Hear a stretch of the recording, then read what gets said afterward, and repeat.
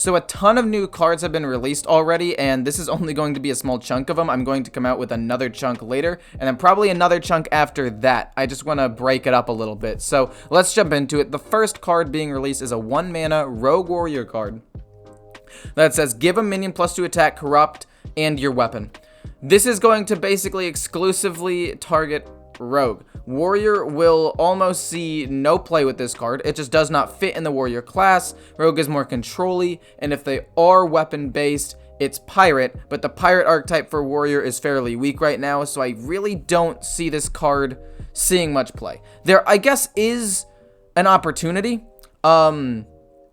because there is the Managiri Warrior, whatever it's called, that is fairly aggressive because it can be built control or aggro. That could have the C play, but it's really going to be used in aggro and weapon rogue. This card is actually going to be extremely strong because it's basically Deadly Poison, but better, right? So if you already ran Deadly Poison in your deck, you're going to be running this as the replacement. Like, I can say this with almost 80% certainty. Yeah, it's a really, really great card. I'd rate it like a 4.5 out of 5, and it's going to be really strong in aggro rogue. Next, we have Moonfang. Can only take 1 damage at a time. This card is actually quite strong, and here's the other thing I just want to throw out there. This is a 5-mana beast. Druid, guardian animals, maybe. Also, potentially in Hunter as well. Could be quite strong, also with Guardian Animals, but less so. Point is, I think this card looks pretty decent. Do I think it's actually that good? As a neutral card? No. If this card was just Hunter, if this was just Hunter Druid dual class card, I feel like this card would be the exact same. I think this card is going to see the exact same amount of play if it was neutral versus if it was Hunter and Druid, because no other class can really use this, except like maybe Demon Hunter in an aggressive deck as like the top end as a really sticky minion, but I doubt that. I think this card is like a 3.5 out of 5. I mean, it's solid. I could see it seeing some play. Maybe I'm undervaluing this ability right here, but I don't see this being insane. I see it being good, but not insane. Next, we have the Luckysoul Hoarder. Battlecry, shuffle 2 soul fragments into your deck, corrupt, draw a card. So, good for multiple reasons. One, Soul Demon Hunter and Soul Warlock just got another way to draw cards. Next thing, if Warlock is going into a more aggressive matchup, you could just play this as a 3-mana 3/4 to put pressure on the board and put soul fragments in the deck because you already have so much draw in Warlock already that I could see you just playing this card for the tempo very easily. And if you end up getting it later on in the game, you can play it for corrupt, and both of the decks have multiple things that can corrupt this card. Demon Hunter has obviously Marrow Slicer, the Lapidary, Il'gynoth, Kayn, Skull Gul'dan, all that stuff, and Warlock is just a very big class in general, so it's not going to be hard to corrupt this card, and again, into a more aggressive matchup. And this can just be a minion you put on the board that can maybe heal you some HP going down the road. Next, we have Dreaming Drake. Just in terms of rating, I'd say that this is probably like a 4 out of 5, if not 4.5 out of 5 card. Very basic, but it's going to be very strong. And I feel like it could find its way into a lot of different decks, or at least some. It might not cut it, which is why I kind of want to bump this down to a 4, because a lot of these other decks are already quite strong. But I do think that this card will see a lot of play. So this is like a 4. Dreaming Drake, 3/4 taunt dragon with corrupt, gain +2/+2.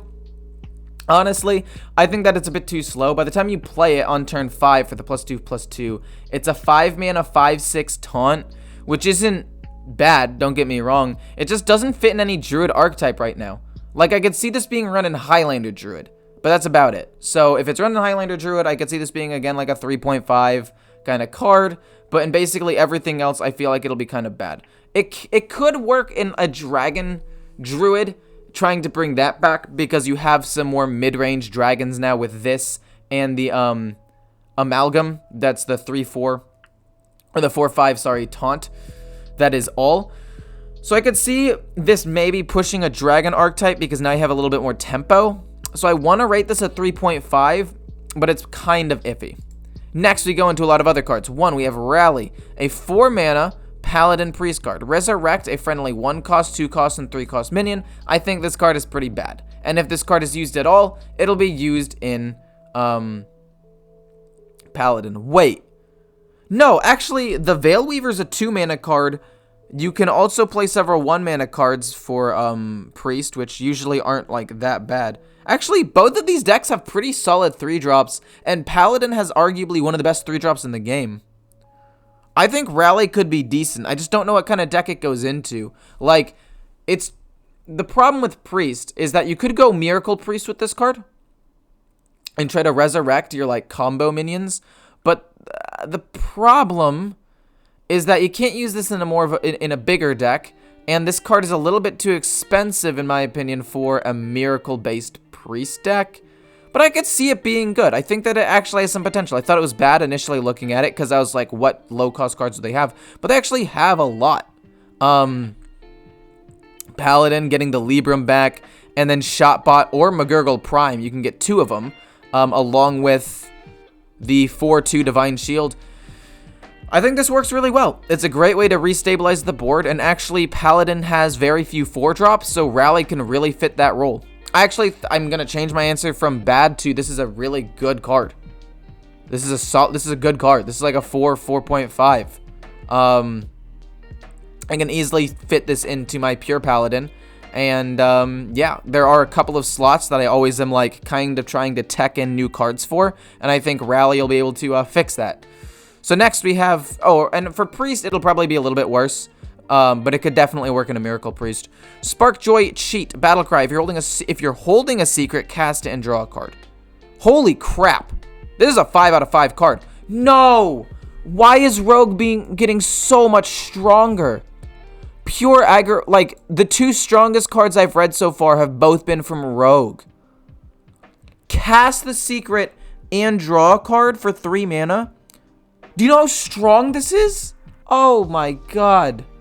That is absurd. This is gonna be ridiculous. Like, it's not even like the stats are bad either. Like, this should be a 3-mana 2/2 with this effect. But you get to keep up the tempo. This is a 5. This is a 5 and Rogue is broken.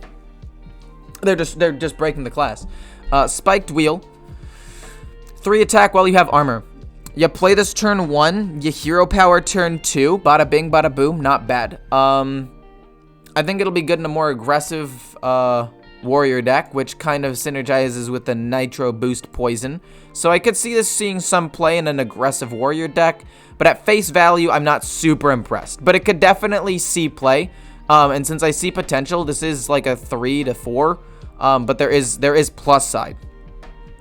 Shenanigans? I love this card. I already love this card. Even though it's a rogue card, I love the card Shenanigans, because I say Shenanigans all the time. When your opponent draws their second card in a turn, transform it into a banana. I mean, this can counter a lot of things. This kind of beats Warrior and Warlock and Demon Hunter. Why is Rogue just... I mean, I'm not even sure if this card's going to see play, because I think it's decent, but not outstanding. I'd say that it's probably like a 3, just because I could see it maybe being played around somehow or something. I don't know. I just feel like there are other more valuable cards that Rogue can run. But why is Rogue getting such powerful options and things that can disrupt synergies? Like, Rogue shouldn't be allowed to be nuts, have good tempo, good late game, draw cards, cheat things out, and then also be able to disrupt synergies potentially. Like, that's crazy strong. Like, if this card's used correctly, or even just, like, randomly generated off of something, this card's going to be an absolute menace. I'm so scared. And then we have Saddlemaster. After you play a beast, add a random beast to your hand. It's a 3-mana 3/4, not bad. It could work in a Beast Hunter deck. I don't think Beast Hunter's that good.